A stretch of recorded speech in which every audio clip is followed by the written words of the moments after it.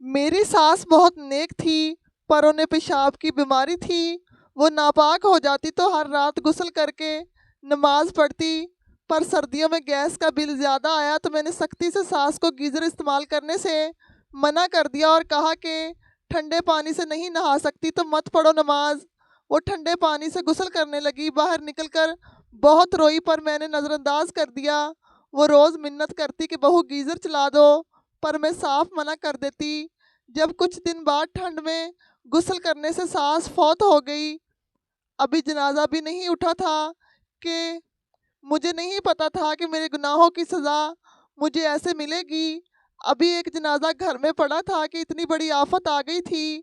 सब लोग हैरान थे, बातें कर रहे थे, कह रहे थे कि नीलम के घर पर ये क्या हो गया, कैसे हो गया। ये तो कोई ऐसी बात है जिसके पीछे कोई बहुत बड़ी कहानी लगती है, वरना किसी के साथ ऐसा थोड़ी होता है। थोड़ी देर के बाद घर का माहौल ऐसा बन गया कि मुझे तो पता ही नहीं था कि घर में क्या हो रहा है। जिसके हाथ जो चीज़ लगी वो उठा कर ले गया। अब आप लोग खुद सोचेंगे ऐसा भी क्या हुआ होगा कि हम लोग अपने घर की चीज़ों से ही बेखबर हो गए। पर मुझे पता था ये सब कुछ किसी वजह से हो रहा है। जो मैयत घर में पड़ी थी उसी की वजह से हो रहा था। मैं फ़ौरन इस मैयत की तरफ बढ़ी और जैसे ही मैंने उसके चेहरे पर से निकाब हटाया, मेरे कदमों के नीचे से ज़मीन निकल गई, क्योंकि मुझे तो लगा था कि वो मैयत। मेरा नाम नीलम है और मैं एक आम सी सीधी सादी सी लड़की थी।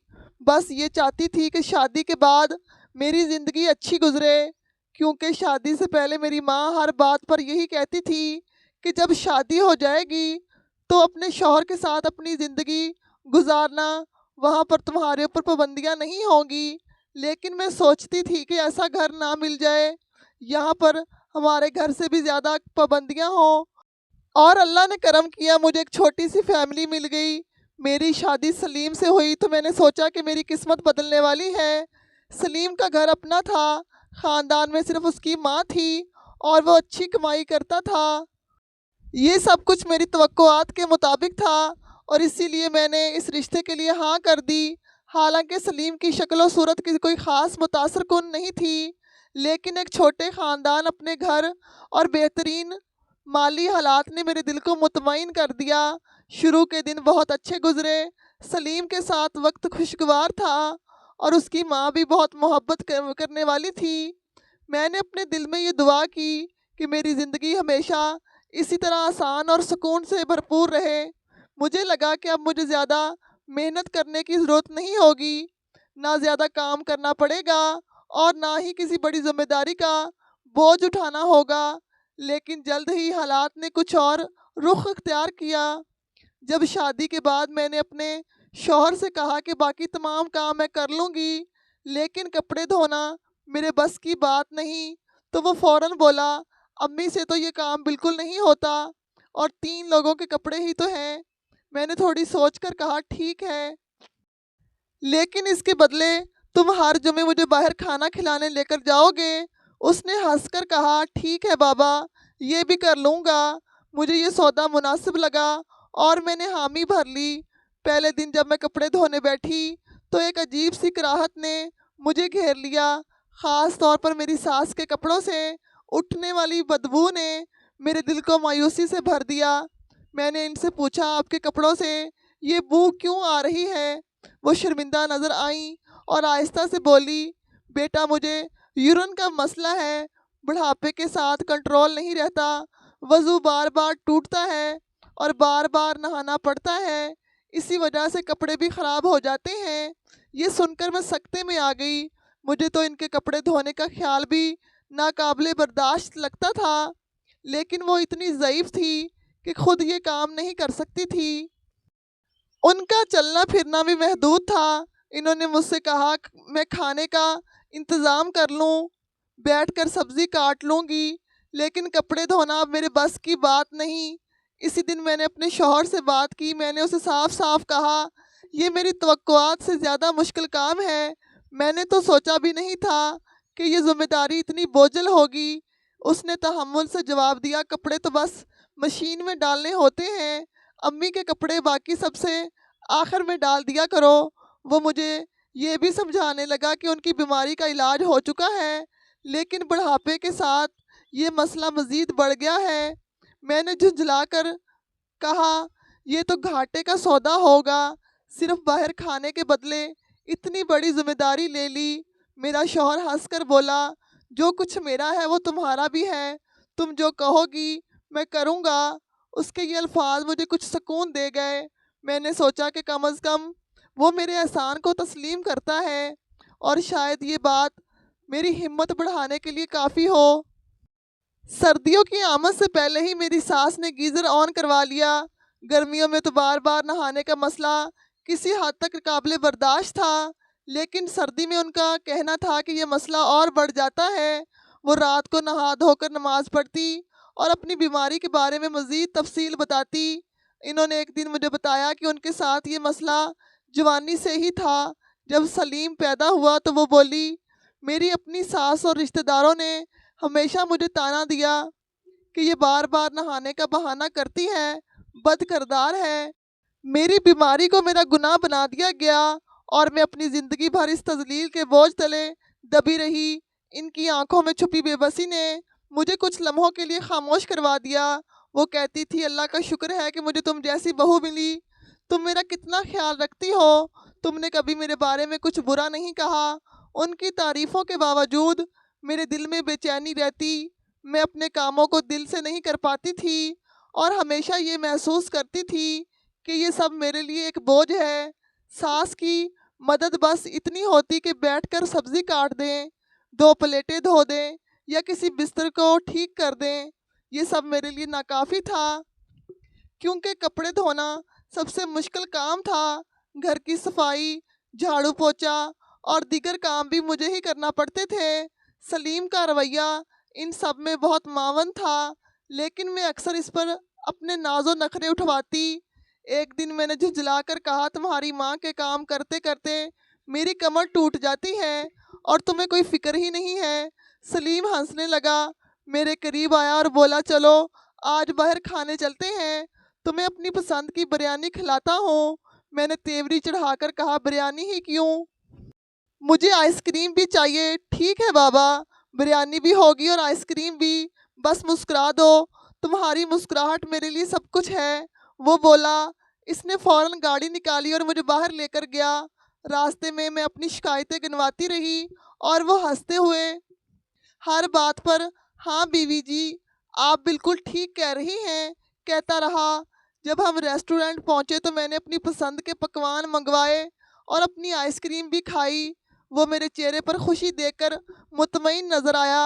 ہر بار جب میں ساس کے کاموں کا بوجھ محسوس کرتی تو میں کسی نہ کسی بہانے سے سلیم کو اپنی بات منوانے کی کوشش کرتی تھی۔ کبھی کہتی، آج شاپنگ پر لے کر چلو۔ وہ ہنستے ہوئے کہتا، بس میرے سارے پیسے تمہاری خوشیوں پر لگ رہے ہیں، لیکن ٹھیک ہے چلو۔ ایک دن جب وہ 5,000 لے کر آیا تو میں نے اسے فوراً کہا، مجھے نیا جوڑا لینا ہے۔ وہ مسکرا کر بولا، ابھی تو تنخواہ ہاتھ میں آئی ہے اور تم نے خرچنے کی تیاری کر لی۔ میں نے چہرہ بناتے ہوئے کہا، اتنے کام کرتی ہوں اور تمہیں میری ضروریات کی فکر ہی نہیں ہے۔ ارے فکر کیسے نہ ہوگی، کل ہی تمہیں لے کر چلوں گا، جو دل چاہے خرید لینا۔ اس نے میرے ماتھے پر ہاتھ رکھ کر میرا موڈ ٹھیک کرنے کی کوشش کی۔ ایک شام میں کچن میں کام کر رہی تھی اور میری تھکن چہرے پر صاف جھلک رہی تھی۔ سلیم نے آ کر کہا، آج بہت تھک گئی ہو، کیوں نہ باہر چلیں؟ میں نے غصے سے کہا، باہر چلنے سے میرے کام ختم ہو جائیں گے کیا؟ وہ ہنستے ہوئے بولا، کم از کم تمہارا موڈ تو ٹھیک ہو جائے گا، چلو آئس کریم کھاتے ہیں۔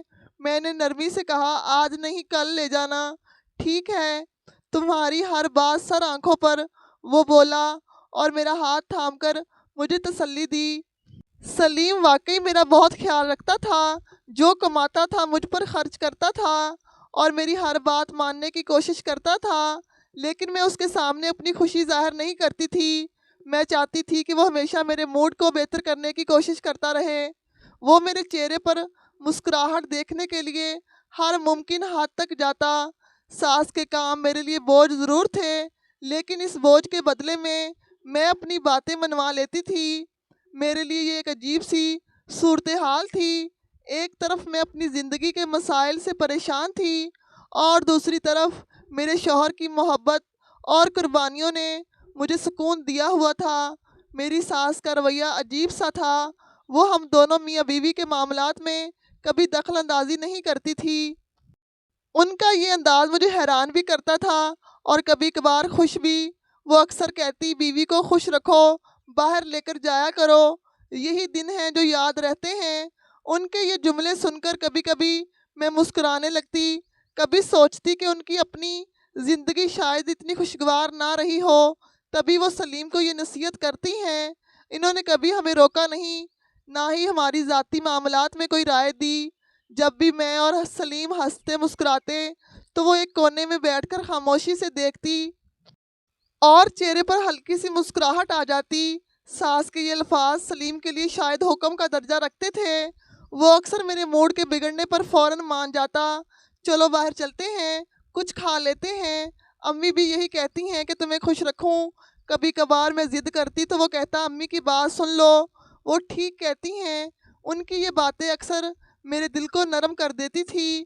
مجھے احساس ہوتا کہ ان کی نیت ہمیشہ اچھی تھی اور وہ واقعی چاہتی تھی کہ ہمارا رشتہ خوشیوں سے بھرپور ہو، لیکن ان کا بے داخلی رویہ کبھی کبھی مجھے الجھا دیتا تھا۔ وہ کبھی کسی بات پر اعتراض نہیں کرتی تھی، نہ کبھی مجھ سے کوئی شکایت کرتی۔ ان کی اس بے رخی میں ایک عجیب سا سکون اور اپنی دنیا سے لا تعلقی جھلکتی تھی۔ مجھے ان کی یہ بات ہمیشہ یاد رہے گی کہ یہی دن ہیں جو یاد رہتے ہیں۔ یہ جملہ سن کر میں ہمیشہ سوچتی کہ شاید وہ ہمیں زندگی دینا چاہتی ہیں جو وہ خود نہ جی سکیں۔ یہ سب تو اپنی جگہ، لیکن گھر میں کوئی کتنی بھی محبت سے رہتا ہو، کبھی نہ کبھی پھوٹ ضرور پڑتی ہے، اور ہمارے گھر میں وہ پھوٹ گیس کے بل کی صورت میں آ چکی تھی۔ گیس کا بل دیکھ کر میرا غصہ آسمان کو چھونے لگا۔ میری آنکھوں کے سامنے وہ رقم گھومنے لگی جو مجھے ہر مہینے اپنے خرچوں سے بچانے کی امید ہوتی تھی، لیکن اس مہینے کے بل نے وہ تمام امیدیں خاک میں ملا دی تھی۔ میں نے بل کو ہاتھ میں پکڑے سلیم کی طرف دیکھا جو سکون سے چائے پی رہا تھا۔ دل چاہا کہ اس سکون کو جوڑ کر پوچھوں، یہ کیا ہو رہا ہے؟ تمہارے دیے ہوئے پیسوں سے گھر کا خرچ تو چل رہا ہے، لیکن میرا کیا؟ میرے لیے تو کچھ بھی نہیں بچ رہا۔ میری ہمسائی کی باتوں نے جلتی پر تیل ڈال دیا۔ گیزر سب سے زیادہ گیس کھاتا ہے۔ اس کے یہ جملے میرے کانوں میں گونج رہے تھے۔ میرے دل میں خیال آیا، کیا میری ساس کو یہ احساس نہیں کہ ان کی بیماری اور ان کا خرچ میرے لیے ایک مسلسل قربانی بن گیا ہے؟ مجھے یاد آیا کہ سلیم ہمیشہ کہتا ہے جو پیسے دے رہا ہوں انہی میں گزارا کرو، اور میں ہر بار اپنی بچت کے پیسے چھپا کر رکھتی تھی، لیکن اس بار تو یہ بل سب کچھ ختم کر دے گا۔ میرے اندر ایک طوفان اٹھنے لگا۔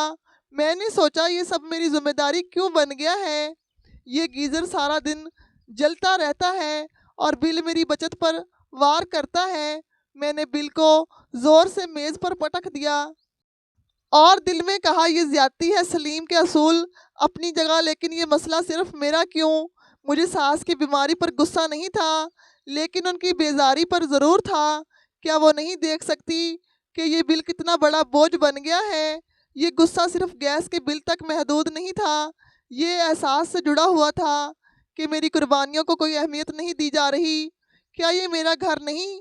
کیا میرے خواب، میری ضروریات، میرے ارمان کسی کو نظر نہیں آتے؟ میں نے دل میں فیصلہ کیا کہ اس مسئلے کو نظر انداز نہیں کروں گی۔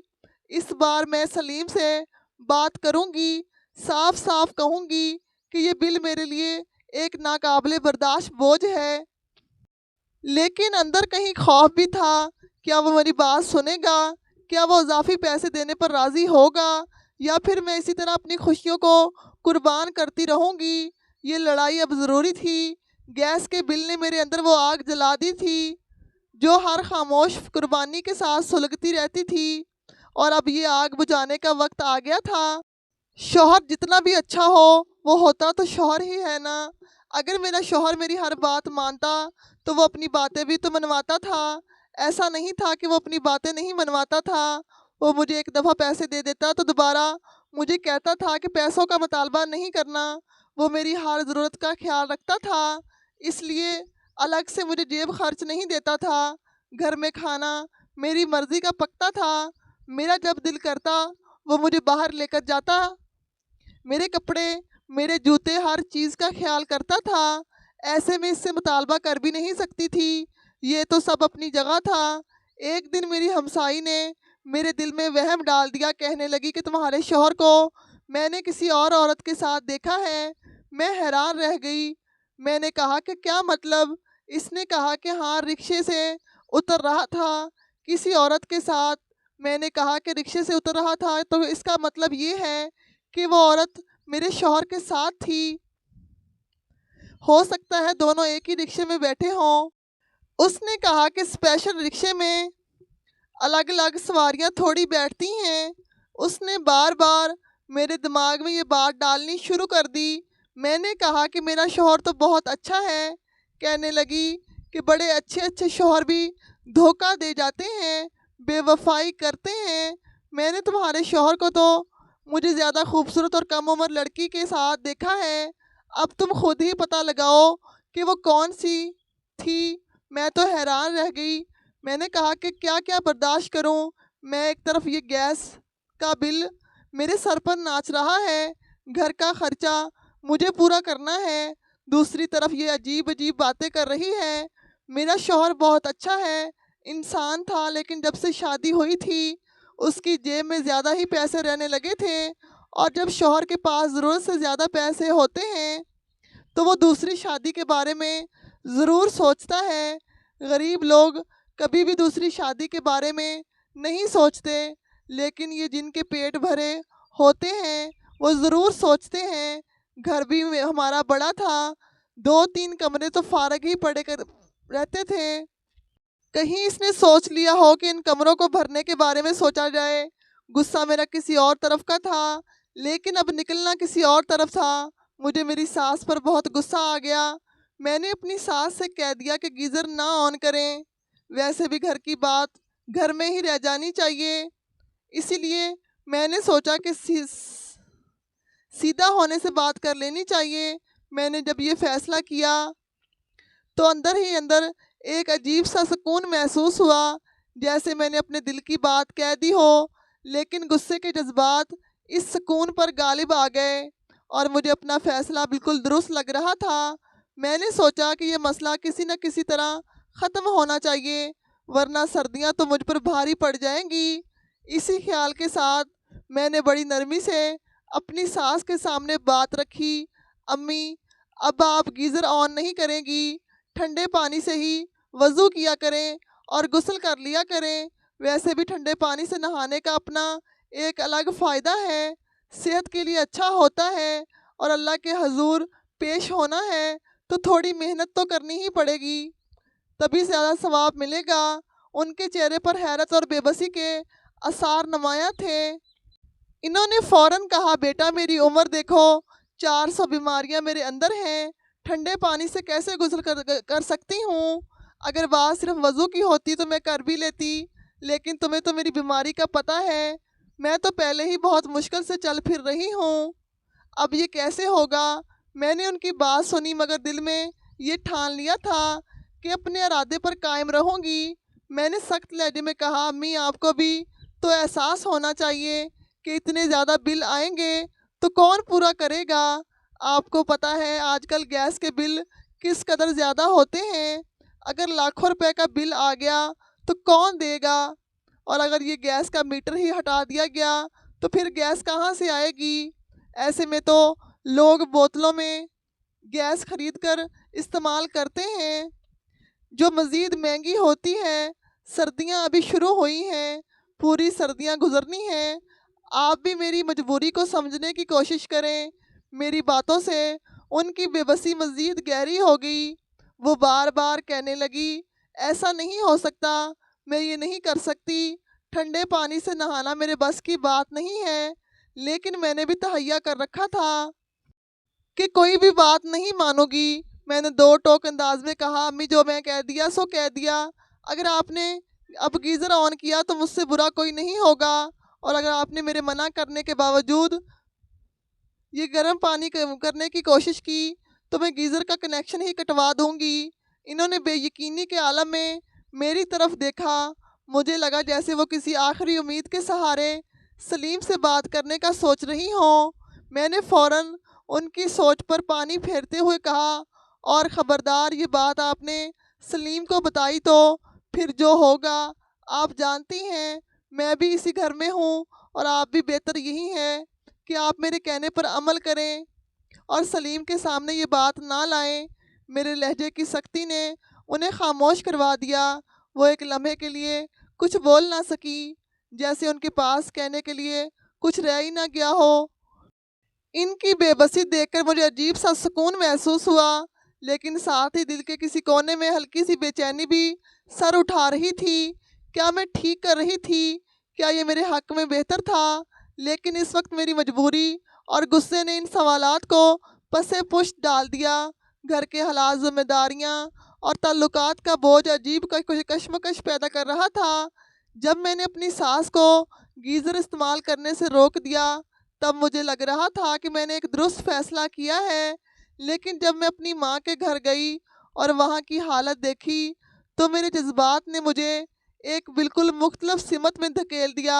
رات گزرنے کے ارادے سے جب میں اپنی ماں کے گھر پہنچی تو میں نے ان کے لیے کھانے پینے کا انتظام پہلے ہی کر لیا تھا تاکہ وہاں رہتے ہوئے مجھے زیادہ فکر نہ ہو۔ میں نے اپنی ساس کے لیے بھی گھر چھوڑنے سے پہلے کھانا تیار کر دیا تھا تاکہ میرے شوہر کو کوئی پریشانی نہ ہو، لیکن جب میں اپنی ماں کے گھر پہنچی اور وہاں کے حالات دیکھے تو دل بہت دکھی ہوا۔ ٹھنڈے پانی سے جب میں نے ہاتھ دھوئے تو میرے ہاتھ کانپ رہے تھے۔ میں حیران رہ گئی اور فوراً ماں سے پوچھا، امی آپ کے گھر میں تو گیزر تھا نا؟ ماں نے دھیمی آواز میں جواب دیا، ہاں بیٹا تھا، لیکن خراب ہو گیا تھا تو بیچ دیا۔ یہ سن کر میرے دل کو دھچکا لگا۔ پھر آپ کیا کرتی ہیں؟ میں نے بے چینی سے پوچھا۔ ماں نے اپنے سکون بھرے لہجے میں کہا، بیٹا جیسے سب کرتے ہیں ویسے ہی گزارا کر لیتی ہوں، اللہ مالک ہے۔ میں نے کہا کہ نہیں امی، پانی بہت ٹھنڈا ہے، آپ بیمار ہو جائیں گی۔ یہ تو بھائی کو فکر کرنی چاہیے نا، اچھی بھلی کمائی کرتا ہے، گھر میں دوسرا گیزر نہیں لگوا سکتا۔ میری بھابھی نے یہ بات سن لی تو کہنے لگی کہ ہم اس گھر کو چلا رہے ہیں، یہی کافی ہے۔ اگر تمہیں اتنی فکر ہے تو اپنی ماں کے لیے خود ہی گیزر کا انتظام کیوں نہیں کر دیتی؟ یہ بات سن کر میری انا پر بن گئی اور میں نے اونچی آواز میں کہہ دیا کہ آج کر کے ہی جاؤں گی انتظام۔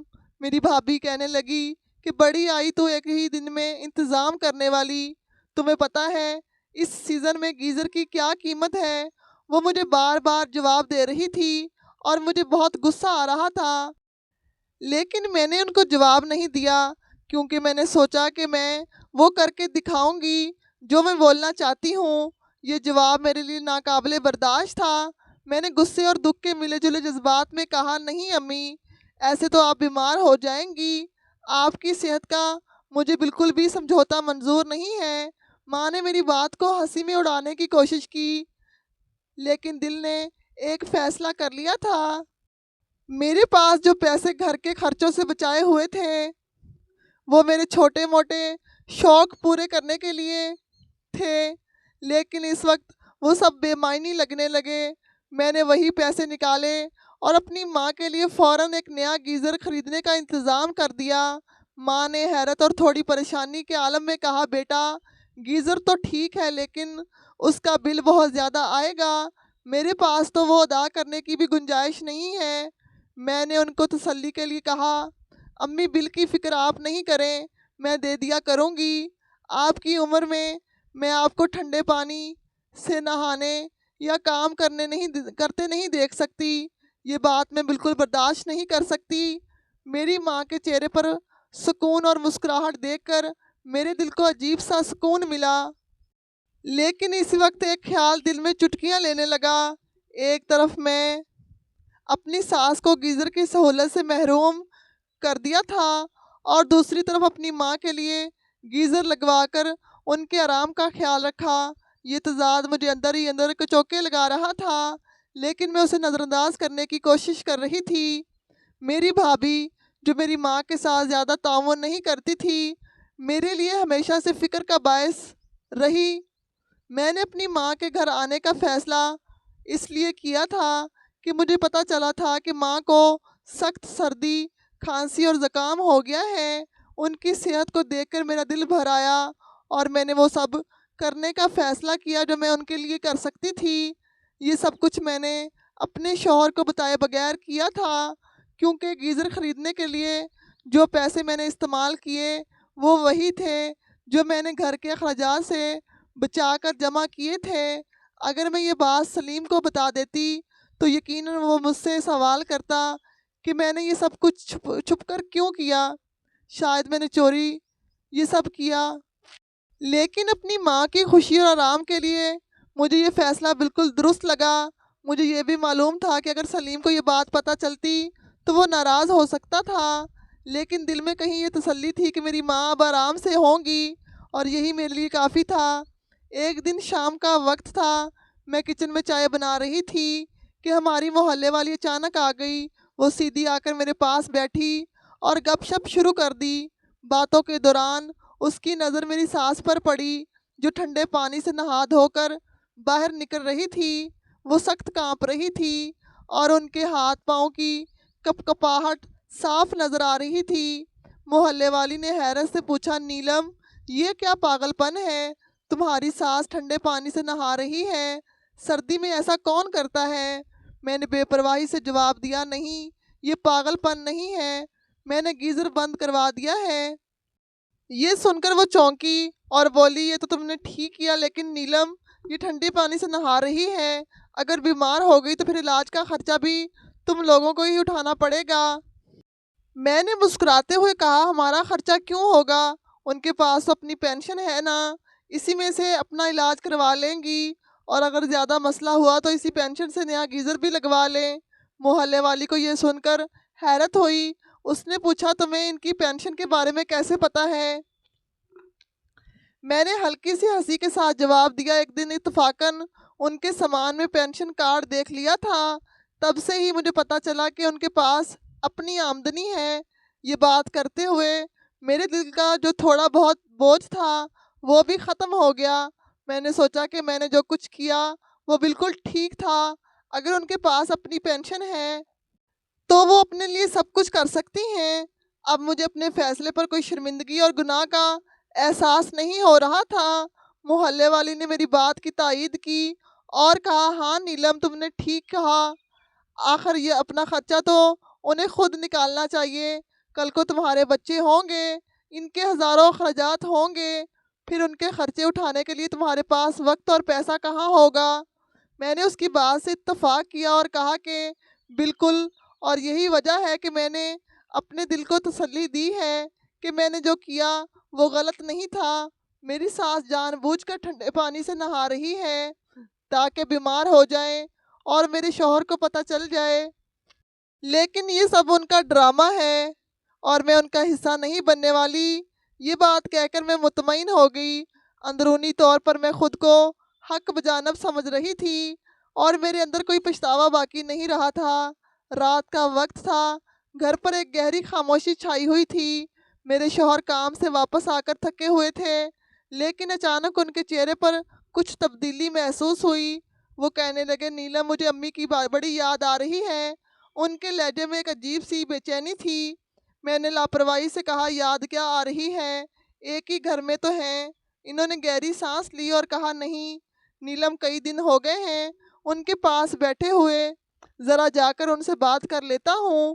میں نے روکھے لہجے میں جواب دیا، یہ وقت تو ان کے سونے کا ہے، سو گئی ہوں گی۔ انہوں نے کہا کہ نہیں، اس وقت عشاء کی نماز پڑھ رہی ہوں گی، اور پھر وہ اٹھ کر اپنی ماں کے کمرے کی طرف چل دیے۔ کمرے میں جا کر جیسے ہی انہوں نے دروازہ کھولا، ان کی آواز گونجی، امی، لیکن کوئی جواب نہیں آیا۔ وہ قریب گئے، ان کا ہاتھ ہلایا اور اچانک گھبرا کر باہر آئے۔ ان کے چہرے پر ہوائیاں اڑ رہی تھی۔ وہ چلانے لگے، نیلم جلدی آؤ، امی تو سانس نہیں لے رہی۔ میری بھی حالت کچھ عجیب ہو گئی۔ جلدی سے ایمبولینس کو فون کیا اور ان کی حالت کے بارے میں بتایا۔ لیکن ایمبولینس کے پہنچنے سے پہلے ہی میری ساس کی سانسیں ہمیشہ کے لیے رک چکی تھی۔ ڈاکٹرز نے آ کر تصدیق کر دی کہ وہ اس دنیا سے جا چکی ہیں اور شاید ٹھنڈ کی شدت کے باعث ان کی موت ہوئی تھی۔ گھر میں ایک دم سے کوہرام مچ گیا۔ میرے شوہر گمسم ہو گئے اور ان کی آنکھوں میں آنسو بھر آئے۔ میں حیرت سے انہیں دیکھ رہی تھی، لیکن میرے اندر کوئی خاص غم یا پچھتاوا محسوس نہیں ہو رہا تھا۔ میں تو یہی سوچ رہی تھی کہ اب پھر خرچہ ہوگا۔ ہم نے قریبی رشتہ داروں اور محلے والوں کو خبر دینا شروع کر دی۔ صبح تک گھر میں لوگوں کا آنا جانا شروع ہو گیا۔ ہر کوئی افسوس کے ساتھ آیا، میری ساس کے لیے دعائیں کی اور ان کے اچھے اخلاق کی تعریف کی۔ گھر میں مکمل طور پر سوگ کا ماحول تھا۔ میں نے خود کو پرسکون ظاہر کیا اور مہمانوں کی میزبانی میں لگ گئی، لیکن میرے دل میں ایک عجیب سا سکون تھا، شاید یہ سوچ کر کہ اب گھر کے اخراجات میں کوئی کمی آئے گی، یا پھر یہ کہ جو کچھ ہوا وہ میرے اختیار سے باہر تھا۔ میرے شوہر اپنی ماں کے بستر کے پاس بیٹھے مسلسل رو رہے تھے۔ محلے کی عورتوں نے مجھے بھی بلایا کہ میں ان کے پاس بیٹھوں، لیکن میں نے بہانہ بنا کر کہا کہ میں مہمانوں کے انتظامات دیکھ رہی ہوں۔ فوتگی کا ماحول گھر میں چھا گیا تھا، لیکن میرے دل پر کوئی خاص اثر نہیں ہوا۔ میں نے دل ہی دل میں خود کو یہ کہہ کر مطمئن کر لیا کہ یہ سب اللہ کی مرضی تھی، اور شاید میری ساس نے جان بوجھ کر اپنی حالت ایسی بنا لی تھی تاکہ وہ بیمار ہو جائیں اور میرا راز فاش ہو جائے۔ لیکن اب یہ سب کچھ ختم ہو چکا تھا۔ گھر میں سناٹا تھا اور ساس کی میت سامنے رکھی تھی۔ کمرے میں ہر طرف ایک عجیب سی بے چینی محسوس ہو رہی تھی۔ لوگ آ جا رہے تھے، میت کو دیکھ رہے تھے اور افسوس کا اظہار کر رہے تھے، لیکن ساتھ ہی ساتھ سرگوشیاں اور چامگوئیاں ہو رہی تھی۔ سب کے ذہن میں ایک ہی سوال تھا، آخر اچانک ایسا کیا ہوا کہ وہ یوں چل بسی؟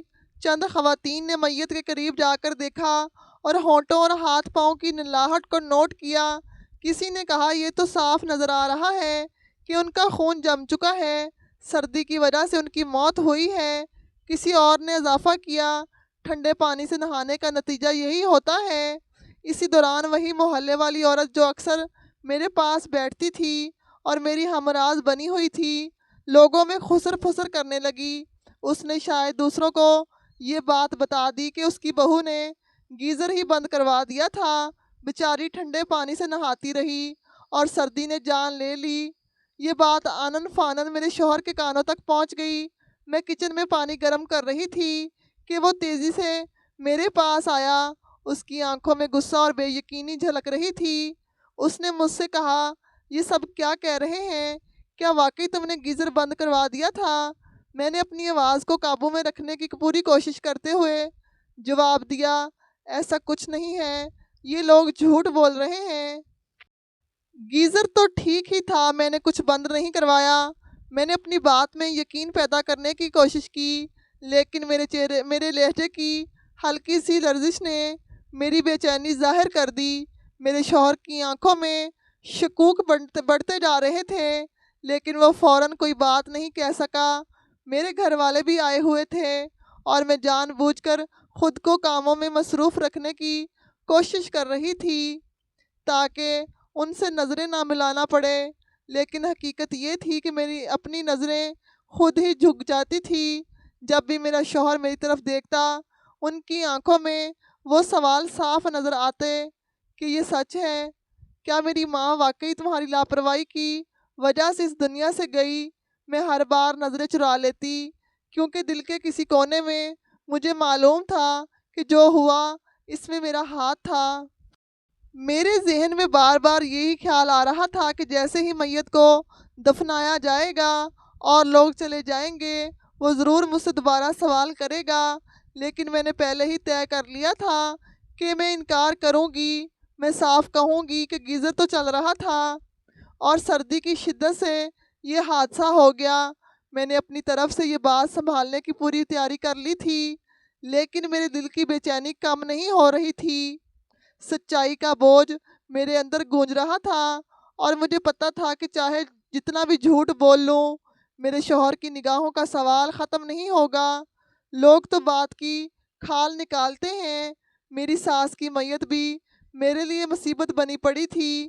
میں کہہ رہی تھی کہ بس جلدی جلدی ان کو یہاں سے لے جایا جائے تاکہ بات ختم ہو۔ اس کے بعد رو دھو کر اپنے شوہر کو اپنی باتوں میں لگا لوں گی۔ گھر کا ماحول گہرے صدمے میں ڈوبا ہوا تھا۔ میری ساس کی میت اب بھی گھر کے مرکزی کمرے میں رکھی گئی تھی۔ ہر طرف افسوس اور دکھ کا منظر تھا، لیکن اچانک ایک اور قیامت آ گری۔ میری ماں جو گھر کے معاملات میں میری مدد کے لیے آئی ہوئی تھی، پانی گرم کرنے کے لیے گیزر کے پاس گئی۔ جیسے ہی اس نے گیزر کو چھوا، ایک زوردار جھٹکا لگا اور وہ وہیں بے ہوش ہو کر گر گئی۔ میں نے فوراً شور مچایا، سب لوگ بھاگ کر آئے۔ کسی کو سمجھ نہیں آ رہا تھا کہ کیا ہوا ہے۔ میں گھبراہٹ کے عالم میں ان کی طرف گئی، لیکن جیسے ہی میں نے ان کا جسم چھوا، میرے ہاتھوں میں ایک زبردست جھٹکا محسوس ہوا۔ گرنٹ کی شدت سے میرا جسم کانپ اٹھا اور میری ایک ٹانگ بالکل بے جان ہو گئی۔ میں فرش پر گر گئی۔ میرے ارد گرد سب لوگ چیخنے لگے، لیکن میرے کانوں میں کوئی آواز نہیں جا رہی تھی۔ گھر میں افراتفری مچ گئی۔ میری ماں کو فوراً ہسپتال لے جایا گیا۔ میں تکلیف کے باوجود فرش پر لیٹی دعائیں کر رہی تھی کہ شاید وہ بچ جائیں، لیکن جب وہ ہسپتال پہنچی، ڈاکٹروں نے صاف کہہ دیا کہ وہ راستے میں ہی دم توڑ چکی تھی۔ یہ سن کر میرا دل دہل گیا۔ اب گھر کے ایک کمرے میں میری ساس کی میت رکھی تھی اور دوسرے کمرے میں میری ماں کا جسم لایا جا رہا تھا۔ میرے لیے یہ سب ناقابل یقین تھا۔ وہ ماں جس کے لیے میں نے ہمیشہ سہولیات فراہم کی، جس کی راحت میری اولین ترجیح رہی، وہی آج ایک لمحے میں مجھے چھوڑ کر چلی گئی۔ اور میری ساس جس نے میں نے ہمیشہ سخت رویہ اپنایا، وہ بھی اس دنیا سے جا چکی تھی۔ اس دن مجھے یوں لگا کہ اللہ نے میرے اعمال کا حساب اسی دنیا میں لے لیا۔ میری ساس کی موت کے بعد مجھے جو احساس جرم تھا، وہ میری ماں کی اچانک موت نے اور گہرا کر دیا۔ اب میرے دل پر دو موتوں کا بوجھ تھا۔ میری اپنی ٹانگ بھی بیکار ہو چکی تھی اور میں ایک معذور کی زندگی کا آغاز کرنے جا رہی تھی۔ اسی شام میں نے ہمت کر کے اپنے شوہر کے سامنے اپنی غلطیوں کا اعتراف کیا۔ میں نے گیزر بند کروانے، اپنی ساس کے ساتھ کیے گئے برے رویے اور اپنی کوتاہیوں کا سچ سچ بتا دیا۔ میرا شوہر خاموشی سے سنتا رہا۔ اس کی آنکھوں میں ایک عجیب سا غم اور غصہ نظر آ رہا تھا۔ وہ بولا نہیں، لیکن اس کی خاموشی میری سزا تھی۔ چند دن بعد اس نے مجھے طلاق تو نہیں دی، لیکن علیحدگی کا فیصلہ کر لیا۔ وہ مجھے میرے مائکے چھوڑ آیا اور کہا، اب تمہاری زندگی کا فیصلہ تمہارے بھائی اور بھابھی کریں گے۔ یہ کہہ کر وہ واپس چلا گیا۔ میں بے بسی کے عالم میں اپنے بھائی کے گھر آ گئی، جہاں میری زندگی ان کے رحم و کرم پر گزرے گی۔ اب میں ایک ایسی زندگی گزار رہی ہوں جس میں نہ اپنا اختیار ہے، نہ عزت۔ میرے اعمال نے نہ صرف میری زندگی بدل دی، بلکہ میرے آس پاس کے لوگوں کو بھی دکھ دیا۔ یہ احساس اب ہمیشہ میرے ساتھ رہے گا کہ میری غلطیوں نے میرے گھر کو برباد کر دیا۔ میرے لیے وہ دن بے حد مشکل تھے۔ ماں کے جانے کا غم میرے دل پر بھاری تھا اور جسمانی معذوری نے زندگی مزید دشوار بنا دی تھی۔ میرے بھائی اور بھابھی نے مجھے اپنے گھر میں تو جگہ دی، لیکن وہ جگہ کسی عزت یا محبت کی نہیں تھی۔ میری بھابھی اکثر مجھ سے بدتمیزی کرتی، وقت پر کھانا نہیں دیتی اور کبھی کبھار طنز کے تیر چلاتی۔ وہ کہتی، جو حال ہوا ہے وہ اپنے اعمال کی سزا ہے، اب یہ حال برداشت کرو۔ میں اندر سے ٹوٹ چکی تھی، مگر کسی سے کچھ کہنے کی ہمت نہیں ہوتی تھی۔ میری ٹانگ اب بھی کام نہیں کر رہی تھی اور ڈاکٹرز کا کہنا تھا کہ شاید میں مکمل طور پر تو کبھی نہ چل سکوں، مگر کسی سہارے کے ساتھ لنگڑا کر چلنے کے قابل ہو سکتی ہوں۔ یہ سن کر میرا دل اور زیادہ مایوس ہو جاتا۔ میں دن رات سلیم کے بارے میں سوچتی کہ شاید وہ مجھے واپس لے جائے۔ میں نے بار بار اسے فون کیا، معافی مانگی، اپنی کوتاہیوں کا اعتراف کیا، مگر وہ فون تک نہیں اٹھاتا تھا۔ میں میسیجز پر میسیجز کرتی تھی، اپنی حالت بیان کرتی، یہاں تک کہ ایک دن میں نے اسے یہ تک لکھ دیا، مجھے اپنے گھر میں کتے کی طرح رکھ لو، مگر یہاں سے لے جاؤ۔ میرا دل امید اور مایوسی کے درمیان جھولتا رہا۔ سلیم کی خاموشی میرے لیے سب سے بڑی سزا تھی، لیکن پھر 2 مہینے بعد ایک دن اچانک دروازے پر دستک ہوئی۔ جب میں نے اپنے بھائی کو دروازے کی طرف جاتے دیکھا تو میرا دل زور زور سے دھڑکنے لگا۔ وہ سلیم تھا، وہ آیا تھا۔ میرا دل جیسے خوشی سے پھٹنے کو تھا۔ اس نے سیدھے لفظوں میں کہا، چلو میرے ساتھ چلو، جیسی بھی ہو تم میری بیوی ہو۔ اس کے یہ الفاظ میرے لیے زندگی کی سب سے بڑی خوشخبری تھے۔ میری آنکھوں سے آنسو بہنے لگے اور میں نے اس کے سامنے ہاتھ جوڑ کر کہا، سلیم بے شک مجھ سے جو چاہو کرو، مگر مجھے اپنے سے دور مت کرنا۔ میں وعدہ کرتی ہوں کہ اب کبھی زبان نہیں کھولوں گی اور تمہارے ہر فیصلے کو دل و جان سے قبول کروں گی۔ سلیم نے مجھے سہارا دیا اور گاڑی تک لے کر آیا۔ وہ لمحات میرے لیے ناقابل بیان تھے۔ اس نے مجھے واپس گھر لے آیا جہاں میں نے دوبارہ زندگی کی شروعات کی۔ سلیم نے میرے لیے ایک خاص سٹک کا انتظام کیا جسے پکڑ کر میں دھیرے دھیرے چلنے کی کوشش کرتی تھی۔ میں لنگڑا لنگڑا کر چلتی، لیکن کوشش کرتی کہ اپنے گھر کے کام خود کروں۔ مشکلوں کے باوجود میرے دل میں ایک اطمینان تھا کہ میں اپنے شوہر کے ساتھ ہوں۔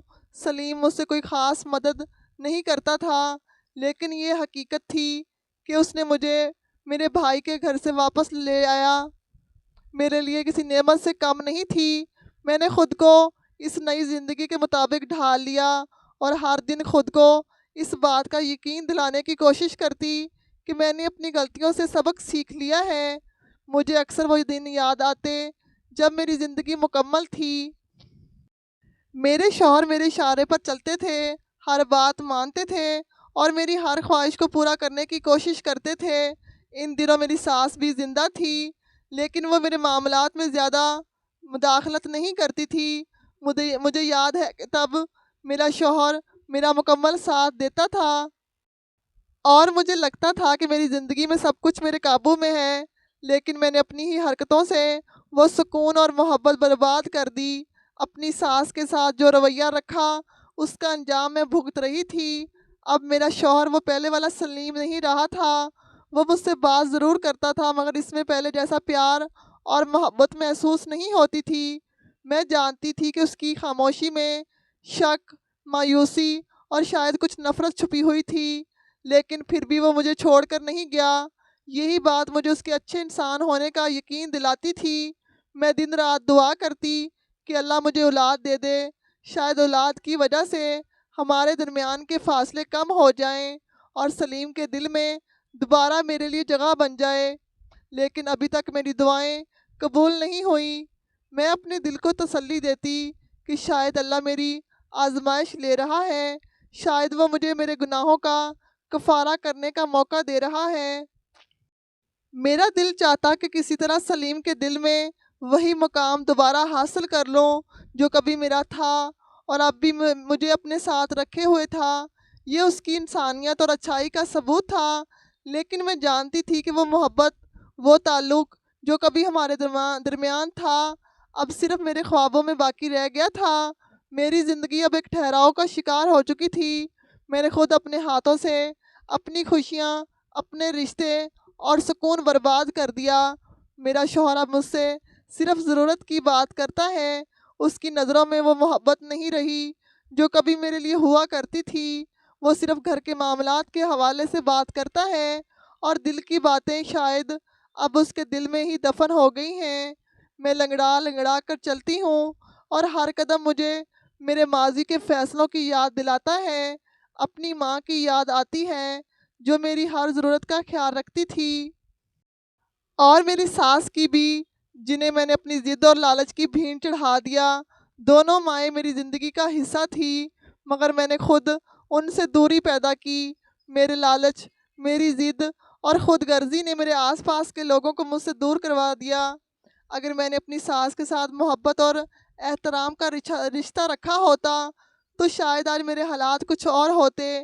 میری ماں جو میری سب سے بڑی حمایتی تھی، وہ بھی مجھے اس دنیا میں اکیلا چھوڑ گئیں۔ اب میں دن رات اپنے رب سے معافی مانگتی ہوں۔ میں دعا کرتی ہوں کہ اللہ میرے دل کا بوجھ ہلکا کر دے، میرے گناہوں کو معاف کر دے اور میرے شوہر کے دل میں میرے لیے کچھ نرم گوشہ پیدا کر دے، لیکن شاید یہ وقت مجھے میری غلطیوں کا کفارہ ادا کرنے کے لیے دیا گیا ہے۔ میری زندگی اب ایک خاموش اذیت بن چکی ہے، جہاں میں اپنے گناہوں کے انجام کو روز دیکھتی ہوں۔ اب میں اس کے اثرات کے ساتھ جینے پر مجبور ہوں۔ بزرگوں کی عزت کرنا ہماری زندگی کا سب سے بڑا اصول ہونا چاہیے، خاص طور پر شوہر کی ماں کی عزت کو اپنی ذمہ داری سمجھنا چاہیے۔ وہ ماں جنہوں نے اپنے بیٹے کو اس مقام تک پہنچایا، اس کی تربیت کی، اس کی ضروریات پوری کی اور اسے زندگی کے قابل بنایا، اس کا احترام نہ کرنا سراسر ناانصافی ہے۔ مجھے آج اپنی زندگی کے ان لمحات پر بے حد افسوس ہوتا ہے جب میں نے اپنی ساس کے ساتھ برا رویہ اختیار کیا۔ میں نے ان کی ضرورتوں کو نظر انداز کیا، انہیں تکلیف دی اور اپنی خوشیوں اور آرام کے لیے ان کی قربانی کو فراموش کر دیا۔ میری سب سے بڑی غلطی یہ تھی کہ میں نے یہ سوچا کہ وہ میرے لیے بوجھ ہیں اور میں نے ان کے حق میں غلط فیصلے کیے۔ اپنی ساس کے ساتھ برا سلوک کرتے وقت میں یہ بھول گئی تھی کہ وہ بھی کسی کی ماں ہیں، کسی کی بیٹی ہیں اور ان کے بھی جذبات ہیں۔ میں نے اپنی ماں کے لیے آسانیاں پیدا کرنے کے چکر میں اپنی ساس کو نظر انداز کیا اور ان کے ساتھ جو ناانصافی کی، اس کا بدلہ قدرت نے مجھے سخت طریقے سے دیا جب میں نے ان سے گیزر کی سہولت چھین لی اور ان کے لیے مشکلات پیدا کی۔ تو اس وقت مجھے احساس نہیں تھا کہ میں کیا غلط کر رہی ہوں۔ میں نے یہ سب اپنی ماں کے لیے کیا، جو یقیناً ایک اچھی بات تھی، لیکن اس نیکی کے پیچھے میری نیت صاف نہیں تھی۔ میں نے اپنی ساس کو نقصان پہنچایا، ان کی ضروریات کو نظر انداز کیا اور انہیں سردی میں تکلیف اٹھانے پر مجبور کر دیا۔ اس وقت میں اپنے آپ کو درست سمجھ رہی تھی، لیکن حقیقت میں ایک بڑی غلطی کر رہی تھی۔ اللہ کا انصاف بہت برحق ہے اور جب وہ انصاف کرتا ہے تو انسان حیرت میں پڑ جاتا ہے۔ میری زندگی میں بھی یہی ہوا۔ میری ساس کی موت سردی کی وجہ سے ہوئی اور اس واقعے کے بعد میری اپنی ماں بھی مجھ سے چھین لی گئی۔ میں نے اپنی ماں کو اس سہولت میں کھو دیا جسے میں نے ان کے لیے فراہم کیا تھا۔ اسی کے ساتھ میں خود بھی معذور ہو گئی اور یہ سب میرے لالچ اور خود غرضی کا نتیجہ تھا۔ میں نے اپنی زندگی کے ان تمام تلخ تجربات سے یہ سیکھا کہ بزرگوں کی دعائیں اور ان کی خوشنودی حاصل کرنا ہماری کامیابی کا راز ہے۔ اپنے شوہر کی ماں کی عزت نہ کرنا، انہیں تکلیف پہنچانا اور ان کے جذبات کو نظر انداز کرنا یہ ایک ناقابل معافی جرم ہے۔ اگر میں نے اپنی ساس کے ساتھ عزت و محبت کا رویہ اپنایا ہوتا تو شاید آج میرا شوہر مجھ سے دور نہ ہوتا، میری زندگی میں سکون ہوتا اور میں اپنے آپ کو اتنا بے بس نہ پاتی۔ میرے شوہر نے باوجود میرے تمام گناہوں کے مجھے چھوڑا نہیں، لیکن وہ دل سے مجھ سے دور ہو چکا ہے۔ ان کی باتوں میں اب وہ محبت اور قربت نہیں رہی جو پہلے ہوا کرتی تھی۔ میں اب اپنی زندگی کے ہر لمحے اپنے گناہوں کی سزا بھگت رہی ہوں۔ میں نے لالچ کے پیچھے اپنی ساس کی زندگی کو نظر انداز کیا اور اپنی ماں کی جان بھی گنوا دی۔ آج میں جب اپنی زندگی پر نظر ڈالتی ہوں تو ہر لمحہ اپنے آپ کو ملامت کرتی ہوں۔ میں یہ سوچتی ہوں کہ اگر میں نے بزرگوں کی عزت کو اپنی ذمہ داری سمجھا ہوتا، تو اگر میں نے اپنی ساس کے ساتھ محبت اور احترام کا برتاؤ کیا ہوتا تو شاید آج میں ایک خوشحال اور مطمئن زندگی گزار رہی ہوتی۔ اللہ تعالیٰ نے ہمیں زندگی میں آزمائشوں کے ذریعے سکھایا ہے کہ ہم کسی کے ساتھ ناانصافی نہ کریں اور لالچ سے ہمیشہ دور رہیں۔ میرے تجربے سے یہی سبق ملتا ہے کہ اپنے ارد گرد کے بزرگوں کی عزت کریں، ان کے جذبات کو سمجھیں، ان کی ضروریات کا خیال رکھیں، اپنی ساس کے ساتھ محبت اور عزت کا رویہ اختیار کریں، کیونکہ وہ آپ کے شوہر کی جنت ہیں۔ اگر ہم اپنی زندگی کو سیدھے اور سچے راستے پر رکھیں تو اللہ کی رحمت ہمارے ساتھ ہوگی۔ اللہ تعالیٰ نے میری آنکھیں کھول دی، لیکن اس کے لیے مجھے بہت بھاری قیمت چکانی پڑی۔ اگر میں پہلے ہی اپنے رویے کو درست کر لیتی تو شاید میری زندگی آج اس قدر مشکل نہ ہوتی۔ اب میں ہر لمحہ دعا کرتی ہوں کہ اللہ میری غلطیوں کو معاف کر دے اور میری زندگی میں سکون لائے۔ آخر میں یہی کہنا چاہوں گی کہ بزرگوں کی دعائیں لے کر چلیں، کیونکہ یہی آپ کی کامیابی کا ذریعہ ہے۔ اپنے شوہر کی ماں کو ایک ماں کی طرح سمجھیں، ان کا خیال رکھیں اور انہیں خوش رکھیں تاکہ آپ کی زندگی میں خوشحالی اور برکت ہو۔ لالچ سے دور رہیں اور اپنی زندگی کو اللہ کی مرضی کے مطابق گزاریں۔ اللہ کا انصاف ہمیشہ برحق ہوتا ہے، اس لیے اپنی زندگی کو سیدھے راستے پر چلائیں تاکہ آپ کو کبھی بھی ندامت نہ ہو۔ امید کرتے ہیں کہ ہماری آج کی یہ کہانی آپ کو پسند آئی ہوگی۔ پسندیدگی کا بہترین اظہار یہ ہے کہ اس ویڈیو کو لائک، شیئر اور ہمارے چینل کو سبسکرائب ضرور کریں۔ جزاک اللہ۔ اللہ حافظ۔